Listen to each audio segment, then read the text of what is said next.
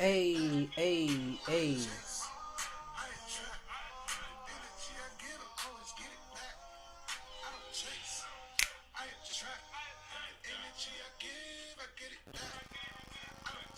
What's up, fam?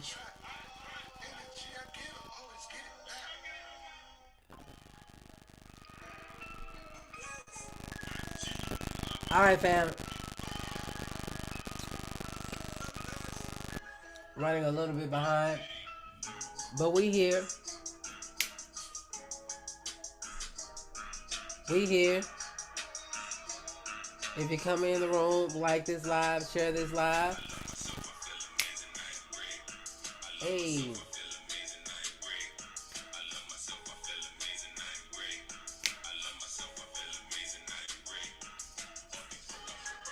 hey.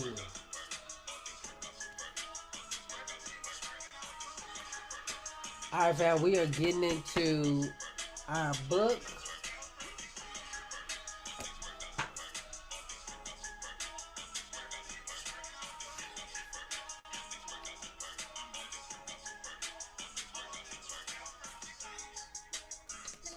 What's up, Beth?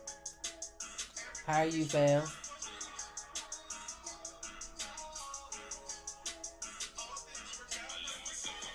We are running a tad bit behind. My son called and needed me to take him to school, so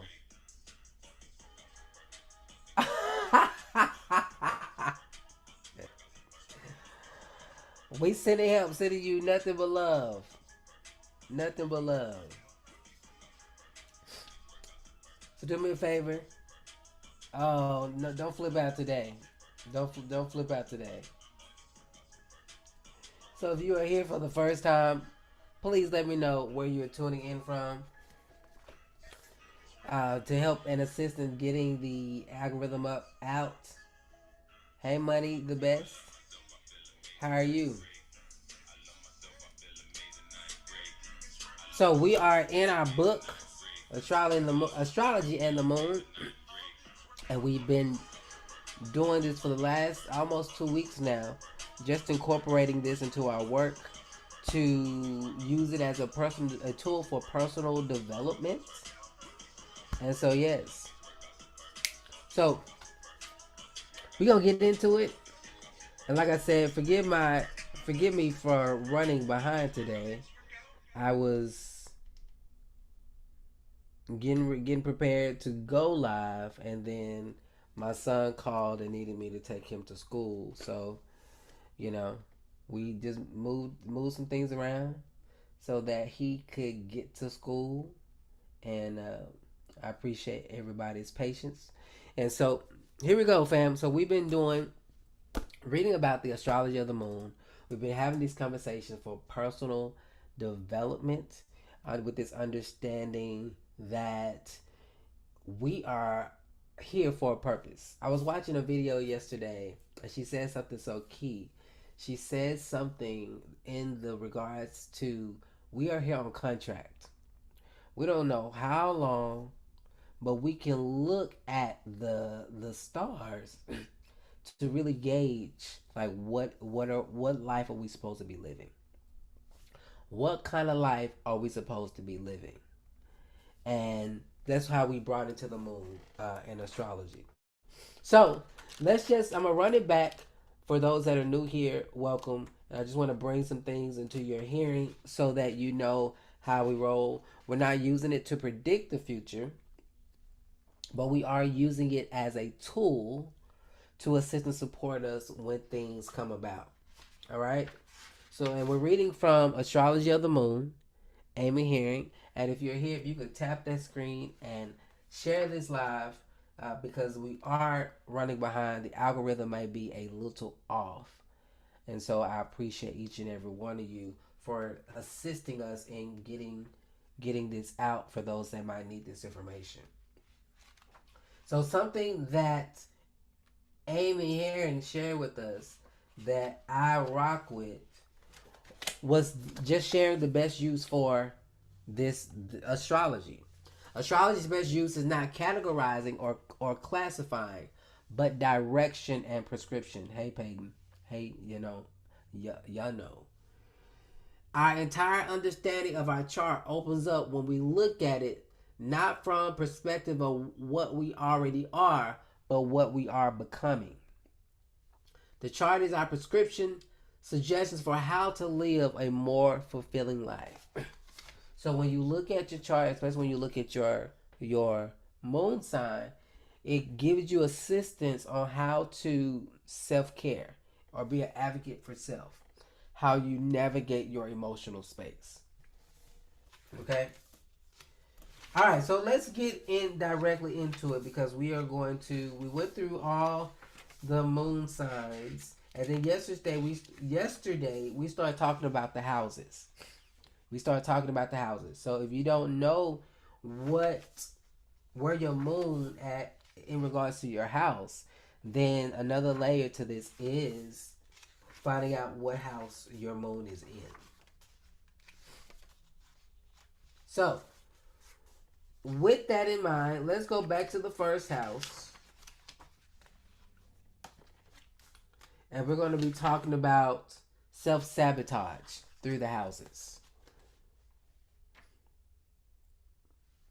All right, so self-sabotage for the first house. While the entire natal chart holds the clues to who you are, the moon suggests that it's important for you to feel like you have a right to your own identity in the first place. Not to mention developing faith in your ability to carry that identity out in the world with strength. When a lack of boundaries or an inability to get a sense of your own identity knocks you down, one of two roads is typically taken and will often depend on the natal moon. One road is to respond with overkill, trying to dominate your environment or those around you to get a sense of power and control that you don't feel you have on the inside, or by behaving like a shrieking violet and no sense of your own identity, merely adopting the behaviors or personal styles of people around you. The antidote is to trust your own style is good enough and right for you, and let it come out naturally. And that's for the first house.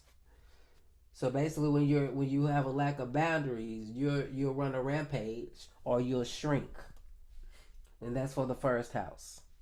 All right. For the second house, if your moon is going through the second house, this is what it says about the second house. The heart wants what it wants, and it acts like a spoiled child.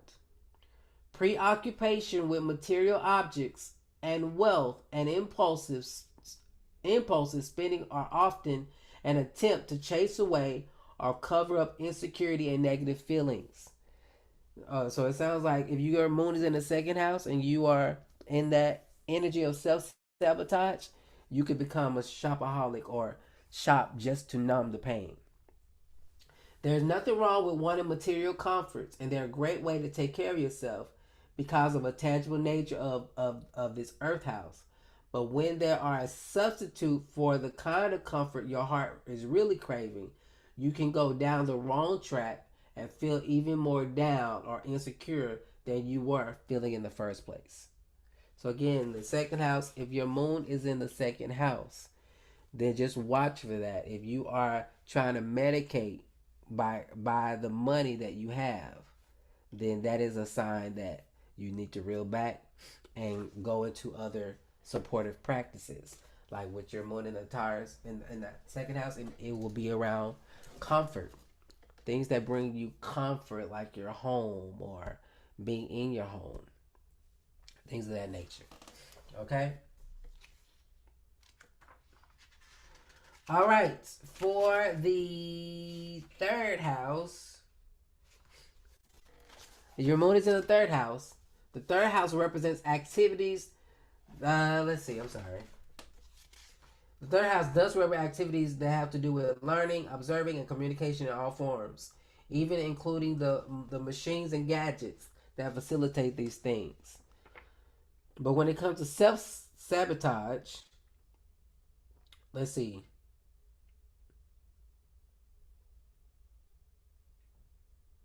So filtering your observations through your emotional biases. Okay, being unaware that you let's see, being here we go. So being unaware of your unemotional biases. Seeing the line between emotion and thought can be a challenge for you. You may think that you are objectively weighing all the facts, yet find yourself swayed by an emotional argument just because it happens to be conveyed convincingly through articulate speaks and statistics. So basically, getting caught up in an emotional interaction and not being aware that you are more than likely being triggered. All right. Fourth house. The house of children, gambling, creativity, and addictions.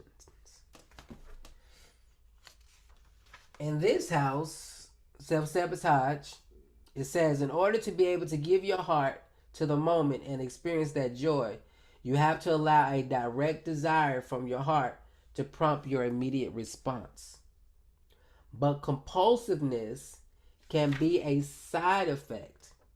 Engaging in whatever feels good in the moment can make it difficult for you to discipline yourself in order to make future enjoyment possible, such as saving money for a vacation instead of blowing it in little bits at a time.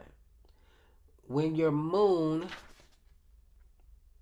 my bad, fam, that's the, it's like, wait, I'm getting it together. That was the fifth house. So we'll go back to the fourth house. With your moon in the fifth house, you may be vulnerable to addiction if other factors in your chart support or don't counteract it. Addiction is simply doing anything repeatedly and compulsively to an unhealthy extreme. So your moon sign in the fifth house could be the self sabotage could be addiction. In the fourth house, the term dysfunctional is describing a family dynamic as pretty much become a household word, but seems to be fading as the image of idyllic family unit has given away to the reality that there are all kinds of different ways to define a family.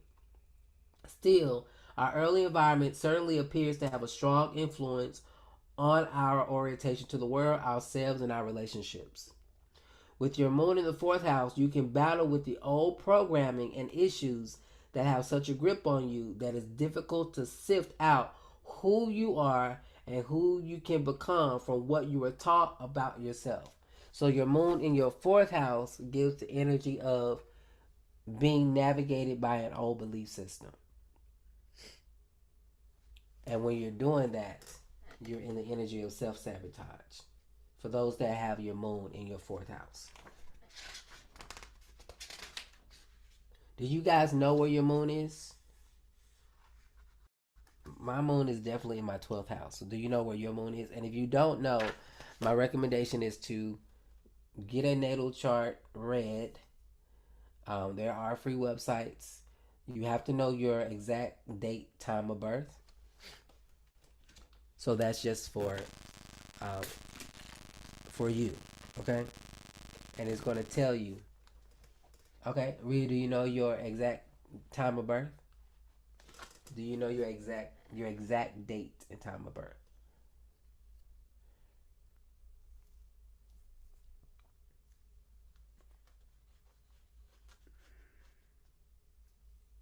And if not, you can just order a long form birth certificate. So for the sixth house, you can certainly put your heart into any work you do by doing a good job. A job you can be proud of, but if you don't care about the work you're doing, it will slowly drain you. One painful day at a time, leaving you feeling like a slave. Some people can get away with just having your average day job, putting in their time so they can run home and live the real life. But that kind of attitude over a prolonged time will not only damage your emotional health, but quite possibly your physical health as well. Your self-esteem suffers greatly when you feel like you don't have anything. When you feel like you don't have anything from your heart or your essence to contribute.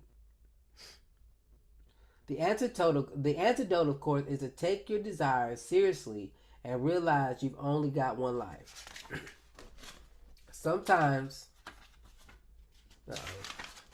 sometimes seems like you have all the time in the world, but days add up to years, and a routine can turn into a lifetime of habit, where the right time may never come if you don't initiate it yourself. Okay, so that was the sixth house. Seventh house. Seventh house, you are likely to be very empathetic with those you are in close relationship with. You have an intuitive radar that is tuned to others, which can let you soak up too much of someone else's emotional agenda and make it difficult to be clear about your own perspective. You can be vulnerable to giving yourself and your own worth too easily over into the hands of another. All right? Which is not the same as sharing your heart, even your life with them. This is very hard on your self-esteem and robs you of sense of your own emotional control. So if your moon is in your seventh house, you may be the self-sabotage can look like you being engulfed in the relationship and not taking care of your own needs. All right. Eighth house. Self-sabotage. Says this house is not easy on the heart. It requires a certain resilience to be able to handle the weight of life with a higher level of awareness of just how precariously balanced it is. At best, it makes you aware of how precious your loved ones are and can drive you to make the most of life. At worst, you can feel swallowed by the darkness, constantly haunted and unable to cope. The antidote to this lies in the balance of letting go and facing fears. Fears hold less sway over you when faced directly, and sometimes acknowledging the possibility of the worst happening can help you purge it. Hey, blacks. But when it gets too much, find outlets for comfort and try again tomorrow. So I would say the moon in the eighth house. Thank you. Is there a heart? Is there a heart in the house today? Thank you, blacks. So when it comes to the eighth house, it can really feel like you're just heavy. Heavy. I would even for lack of a better word, use the word depression. And this just to me, because the eighth house also represents Scorpio, which is a water sign, it's about emotions and maybe a feeling of not wanting to deal with life. Okay? So that might give you a sense of what self-sabotaging can look like if you got your moon in that house. All right. Ninth house. Hey, Sade. Ninth house. We tend to hear respect your elders, and when we ask why, we might be told that they have more experience than us and therefore more wisdom. This may be quite true in some cases, but not in all. Experience isn't the same as experiencing.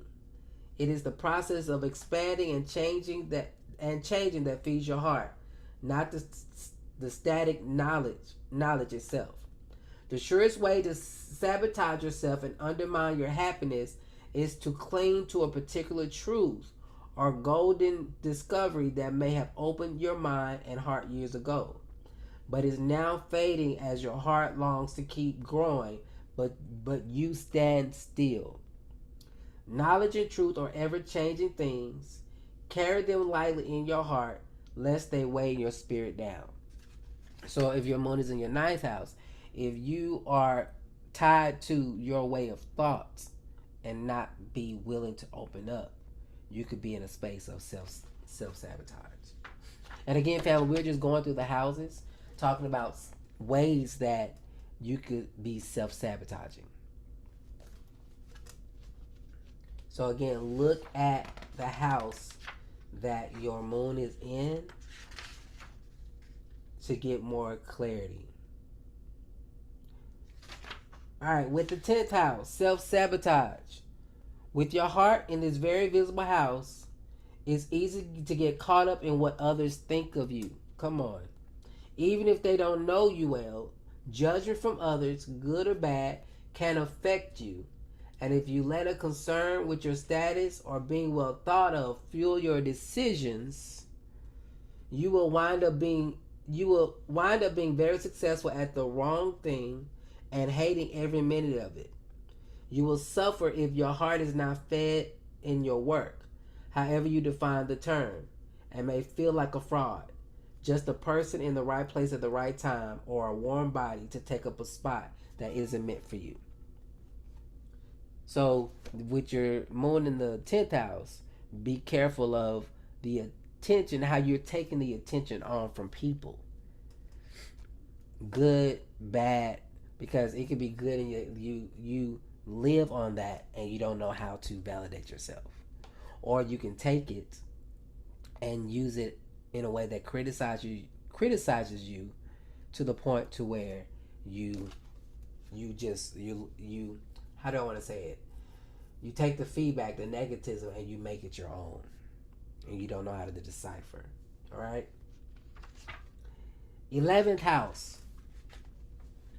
When we feel a sense of belonging, it's very comfortable and nourishing place to be. But as we grow, sometimes we need to branch out to a different or larger community that can help us move forward. It's important to really know where you belong and where you don't. You can lose the sense of nourishment and contentment you may feel from a group if you start to grow beyond the group, but don't allow yourself to move on or find a new community. Ooh!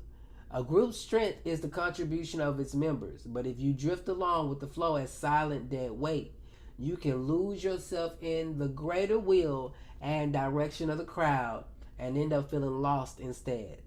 The antidote here is recognize your inner desires first and then find the community that can nourish and support you rather than just trying to fit in where you happen to land. Listen, this is giving staying at a church for so long and you know you've outgrown it. If your moon is in the 11th house. That's what that's giving, fam. No offense, no. Or staying, if not a church, because I don't want people to take that the wrong way. Staying around communities or organizations that you know you have outgrown, only to just be there because that's where you've been. And that's with the moon in the 11th house. And then the 12th house. Bridging the gap between the internal and the external worlds can be overwhelming and exhausting. Hence the need to retreat into yourself sometimes to recharge. Like a great ocean, life sometimes feels so bigger than us. And with your moon here, your moon can shift with the tides. With your moon in the 12th house, you sense deep connection, and sometimes two extremes of behavior can occur when you're trying to cope with that depth. On one hand, you could totally surrender to the inner world, which can result in isolation and perpetual withdrawal to the point of being unable to relate to others or this world any longer.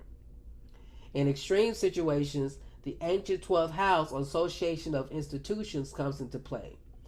Temporary retreats like this, in order to manage difficult feelings, can also be a part of having a moon in the 12th house. Listen, I know this all too well. And there is nothing crazy or wrong about this.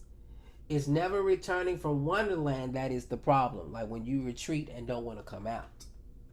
Another version of this detachment is being so pulled in by the tide of the collective experience that you retain no ability to know the difference between what you're feeling and why, and what you're absorbing from circumstances or people around you. You have boundaries in place to help you get a coherent sense of your own identity. And then I highlighted refusing to participate in anything that might pull you into the emotional or spiritual world leads to a different kind of insanity, where you walk and talk and pay your bills, but your soul is missing. Listen, and that is for self sabotage for the moon in the 12th house. Okay? Now, next week, we're going to get into the progressive moon. And I kind of want to kind of leave that for next week. But I want to maybe read some information from the other book and go through the houses. Now, the reason why I say that, because I find it fascinating with the progressive moon, because the progressive moon is, in a nutshell, is giving you a scope as to the lesson that you're learning while your moon is in the house for a 2 to 2.5 year time frame. And if you would just go back and look at your life, how every 2 years or 2.5 years things are changing. And I went to look, and I was like, okay, some of the stuff I resonated with, honestly. Some of the stuff I was like, I don't know. However, I think it's a good tool to navigate. Okay, like my moon is getting ready to go into Scorpio. My progressive moon is getting ready to go into Scorpio, and I can relate to it because I've been in a place of isolation, not isolation. I want to say solitude. And but the Scorpio progressive moon calls for a more deeper look at self, and it calls for a more awareness of the connections that you want to have. And when I was researching my own progressive moon, it was talking about this next 2 year time frame being more intentional about the deep connections. And I was like, okay, this makes sense. Because that's what I've been craving for. Is um the deep connection is. Okay? So we will start that next week. But let's dive into this other book real quick for a few minutes. It's Carmen, Moon Houses and Healing. For those that are getting into your book collection.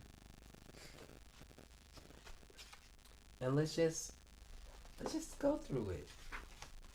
I find this stuff fascinating because, like I said, I was watching some teaching yesterday, and she said something, and I'll say it again because I've already said it before, but just to bring it right up to speed. She says that when you look at astrology, it is your soul's contract on your assignment here in the earth. And it's legit giving you tools on how to navigate life. And a lot of people don't know these tools, so they struggle in a way that they don't have to. Okay? So let's start with I want to go with Aries, and let's read from, let me see if they have, let's go with the moon healing from each sign. All right, fam? Let's go with it. Aries moon healing. Aries moon people heal by expressing their fierce emotions in healthy ways. Trying to control passionate feelings and being overly concerned about how others perceive them can get in the way of healing. Whereas being assertive and speaking the truth helps encourage healing. Aries moon people have emotional wounds that come from impatience. They tend to move on too quickly from uncomfortable feelings without processing them. Dropping people and moving on immediately from life situations doesn't give them time to process the impact, so unhealed trauma, regret, loss, and hurt feelings linger in relationships. They may find themselves repeating similar unhealthy relationship patterns or attracting the same types of in, incompatible people. Learning to balance their thoughts and feelings happens by remaining calm and taking deep breaths before speaking. And again, this is for Aries moon healing. Others are caught off guard by the sheer amount of passion that Aries moon can express, but also by their selfishness. Selfishness is a way they focus within and protect themselves. Normally, Aries moon are happy, easygoing, active, outgoing, and friendly. But on the other side of Aries moon, personality is irritability, anger, frustration, depression, competitiveness, selfishness, and aggressiveness. Accepting these conflicting parts of their emotional nature helps them heal. All right, Aries moon healing. Let's get into the Taurus moon.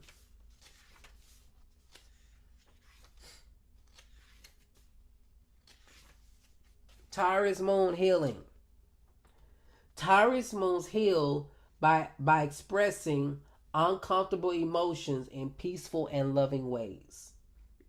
Quiet, calm, and observant, they dislike conflict. They don't always speak up when they want to or need to. Learning to be more direct and sharing feelings with others, even if they are nervous, helps increase their confidence. Food is used as a crutch to heal unpleasant emotions for the Taurus. Ooh, food is used as a crutch to heal unpleasant emotions, and not addressing the problem can lead to overeating. Oh my! Taurus moons tend to avoid taking care of their emotional needs. They neglect themselves and dislike reflection. But escaping from feelings only causes additional stress, and potential health problems. Taurus moons need to release negative emotions in order to heal. Taurus moons need to letting go and forgiving those who have hurt them is the quickest way to obtain deep healing. Healing also comes from trusting others' opinions and advice. Taurus moon people need close friends and family to encourage them, even if they have a hard time allowing others to help them. All right? For the Taurus moon healing. Gemini moon, what your healing is about. Gemini moons are prone to oversharing when they feel stressed or anxious, and they need to heal disruptive thoughts by getting to the root of the emotions causing them. Gemini moons should seek out a counselor or therapist who creates a safe environment so they are able to express themselves. Working with a trained professional to talk through the things that are bothering them allows them to vent in a healthy way. Learning to control their urge to blurt something out will help them avoid miscommunication and disagreements. Because they can be people pleasers and charm people with their words, Gemini moons must heal the pattern of telling others what they want to hear. Woo. Telling white lies in an effort to avoid conflict is something that needs to be healed. Communicating feelings directly and honestly takes practice, but Gemini moon people heal when they are able to openly discuss hurt feelings. Thank you for the like, Jay.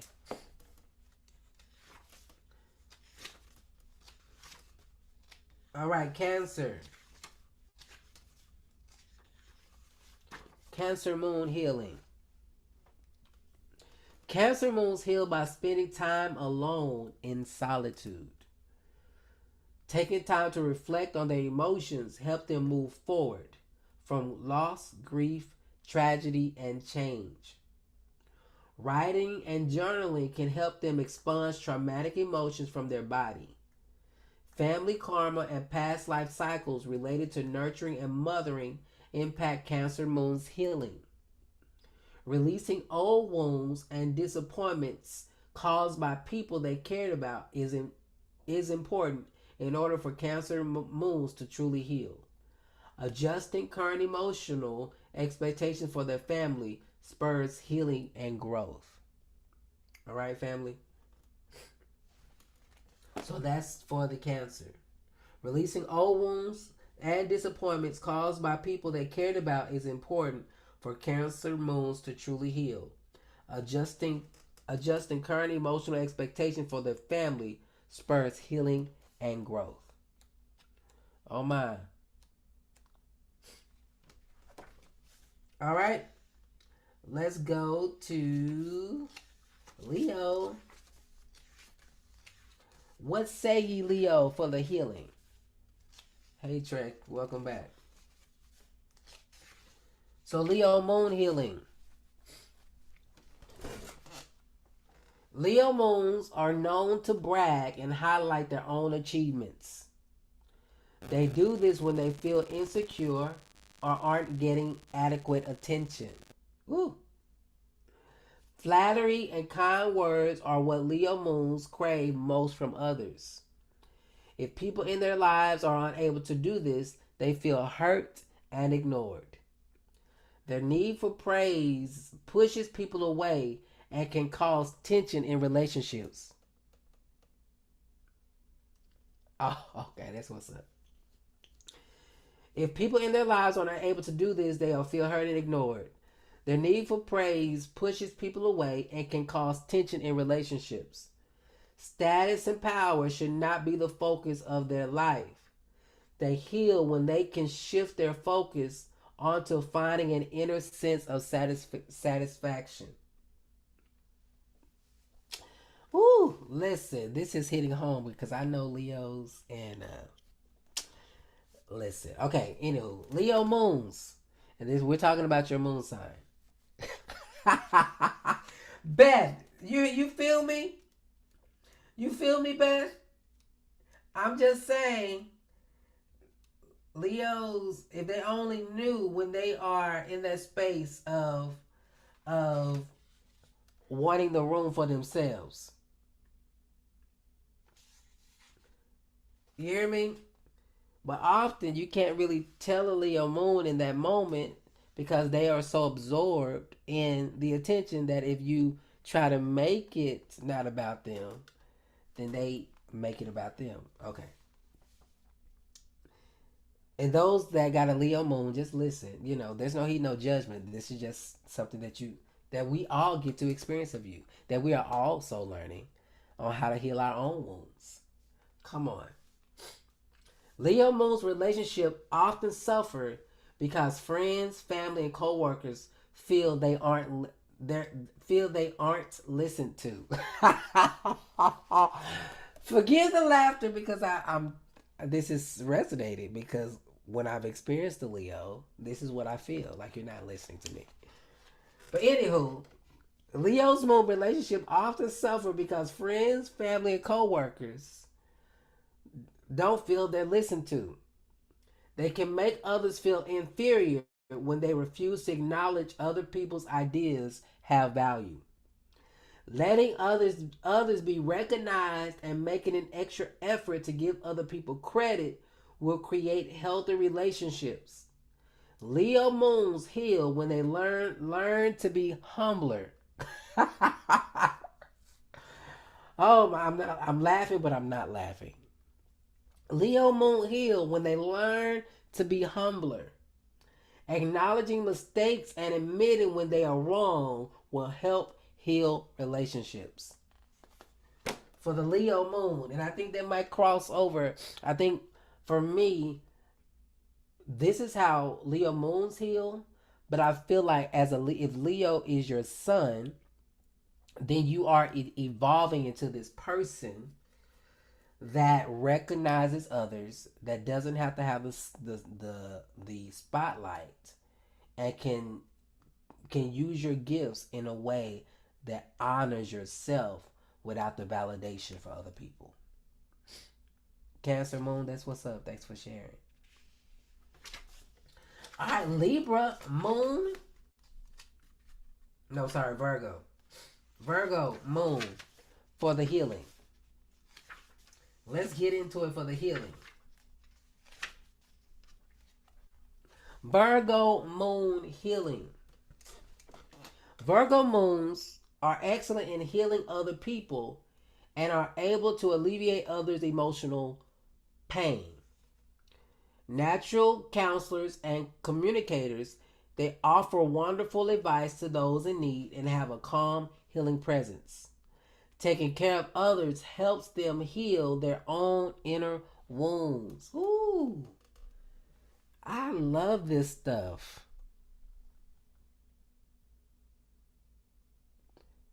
Me, a Virgo moon who got into this live right with. Wow, that's what's up. You needed to hear. Well, I ain't gonna say you needed this, but maybe you did. Let's run it back then. Virgo moons are excellent at healing other people and are able to alleviate others' emotional pain. Natural counselors and communicators, they offer wonderful advice to those in need and have a calm and healing presence. Taking care of others helps them heal their own inner wounds. Virgo moons are always working hard and setting goals. Just like worker bees, they can accomplish a great deal. They succeed in the helping professions because they are highly committed, passionate, and energetic about work. Balancing their practical and emotional needs will help them be healthier. They heal when they find time to relax, take a vacation, and spend quality time with their family. So that's for the Virgo moon healing. Listen, I'm telling you, this stuff is life changing stuff. Libra healing.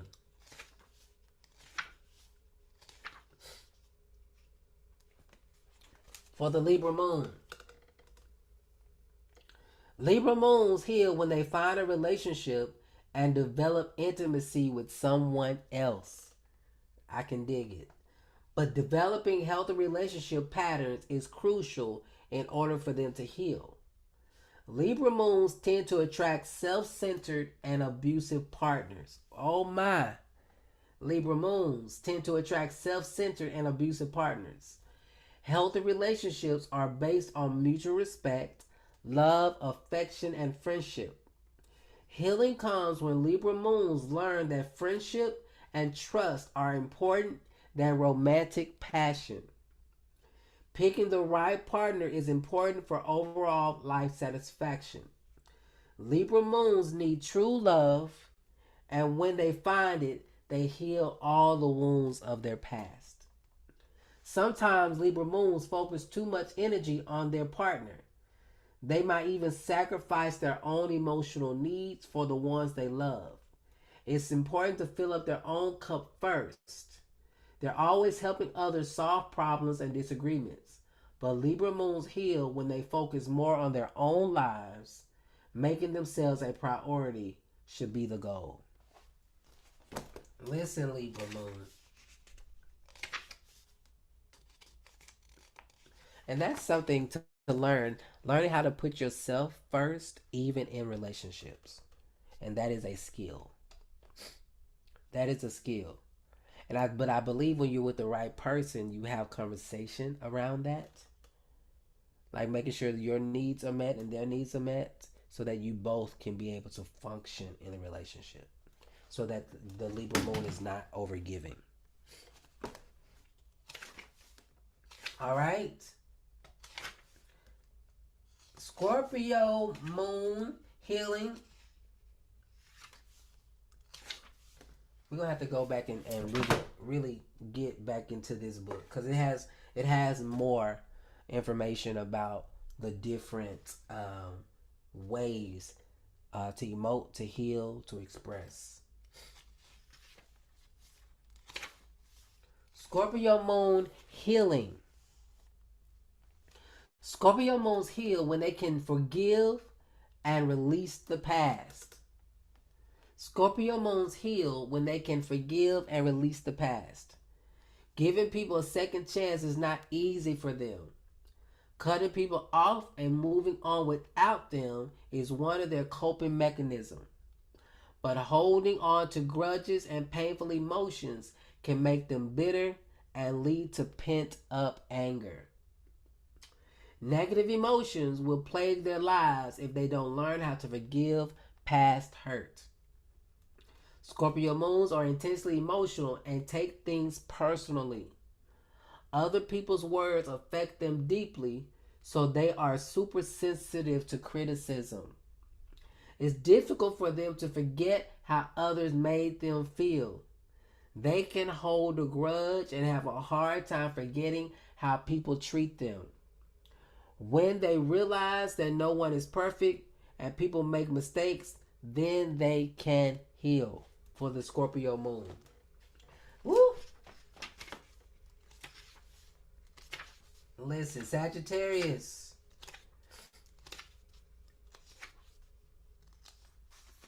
Sagittarius moon. Sagittarius moon heal when they are able to pursue knowledge. Reading and taking classes soothes their soul. Discussing serious topics such as religion, philosophy, and world issues helps them heal. Researching life's complex problems helps them gain understanding. Spending time outdoors is beneficial. Beth, I think Beth is a Sagittarius moon. Yes, I believe so. Spending time outdoors is beneficial.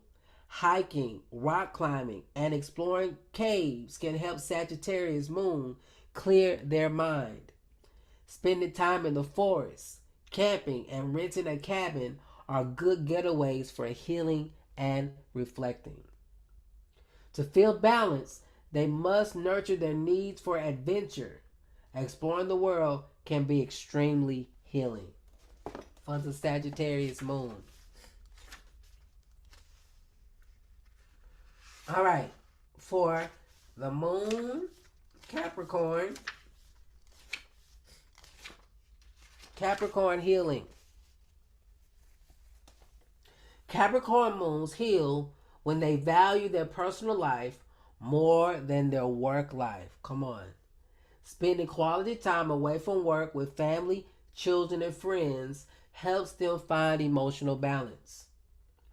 Capricorn moons are known to experience depressive mood cycles. It is important for them to focus within when these feelings arise. Healing insecurity and the belief that they are not good enough helps them overcome self-doubt. No one can be perfect all the time. Capricorn moons need to accept themselves and others without judgment. Releasing their critical beliefs and opinions helps them heal. For the Capricorn moon. For the moon in Aquarius. Ways for healing for the Aquarius moon. Aquarius moon can be detached from their physical body. It's hard for them to verbalize feelings or process them.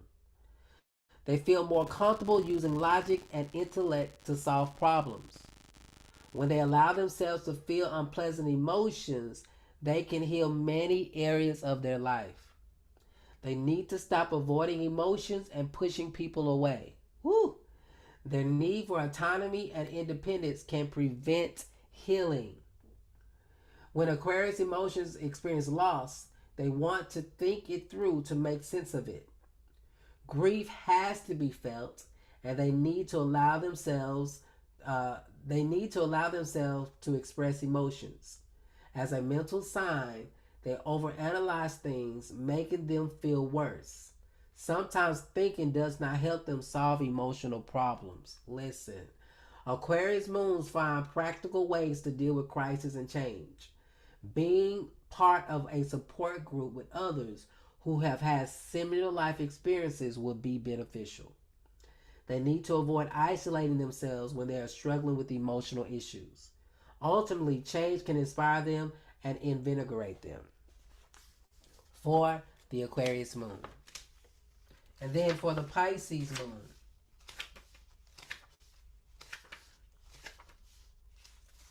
For the Pisces moon.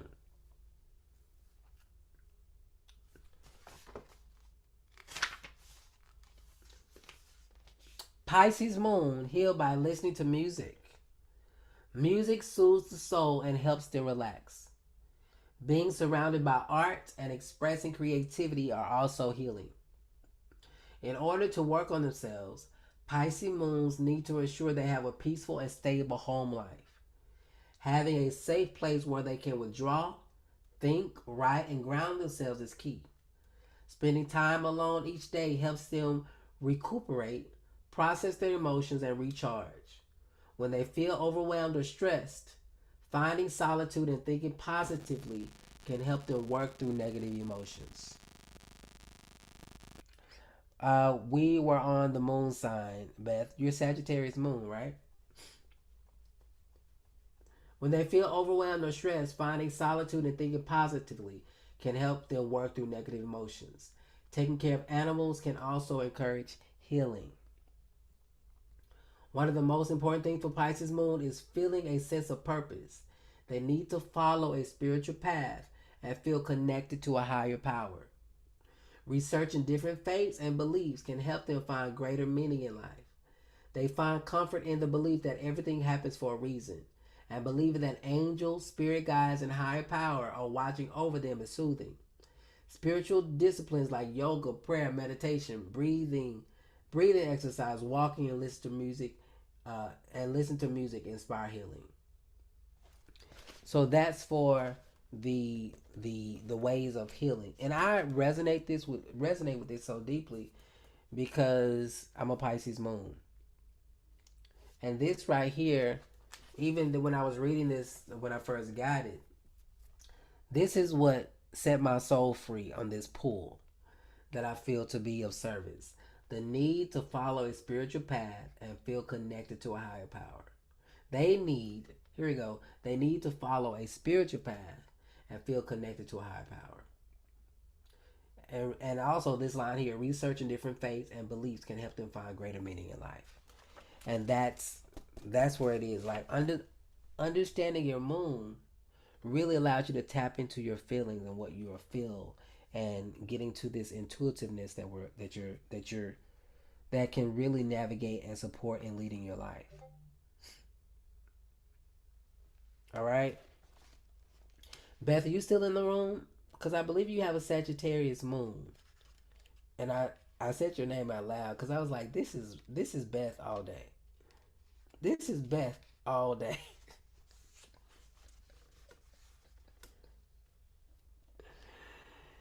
Listen, okay, so I'm gonna read this back to you, Beth, for the Sagittarius moon healing.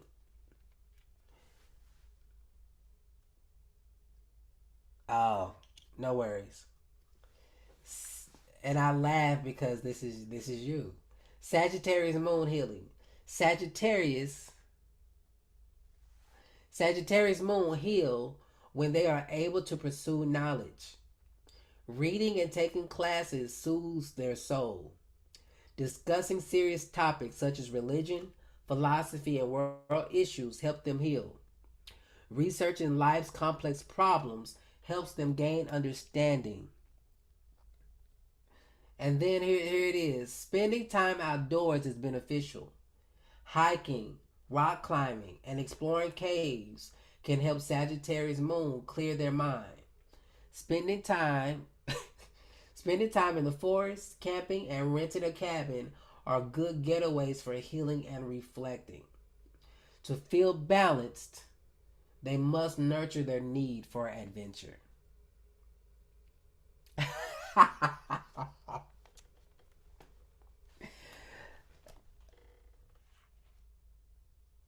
I Sade, maybe it's glamping. Maybe it's glamping and not camping. Yes, that part. But yeah, fam, I'm reading from Moon Sign House and Healing. And like I said, fam, I'm going to continue to reiterate this for those who are coming in my live and wondering what Titus Glenn is doing, because you know me as the worship leader. You know, I've evolved, to say the least. And I became more aware of life. No tent, but you know they have the cots, and you know the technology we have. There's probably a cot that would actually support you in your back. And what I love about this work, though, is that when we are doing this work, air matches, absolutely, we're actually tapping into psychology. And if you're saying something, fam, you might want to say it different because TikTok has come in the room. We're tapping into personas. We're tapping into ways of being. And some of this stuff, in order to change yourself, you have to first know yourself. And then now that you know yourself, you become aware. Now you can implement changes. But this is just my awareness on on how I have used this to help me evolve.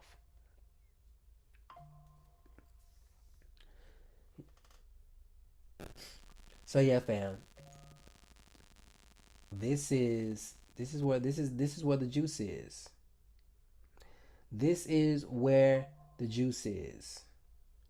When you can tap into who you are and rock with it and grow from it and be okay with it. And be okay with it.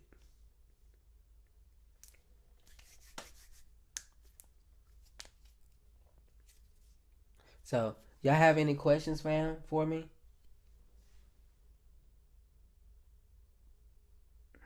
Y'all have any questions for me today?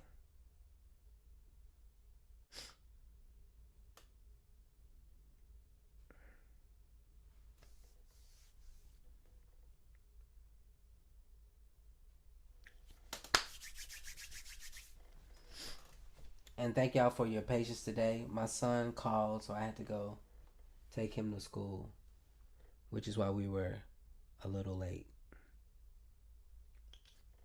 So if you haven't got your chart read, I recommend getting your chart read. You can do CoStar.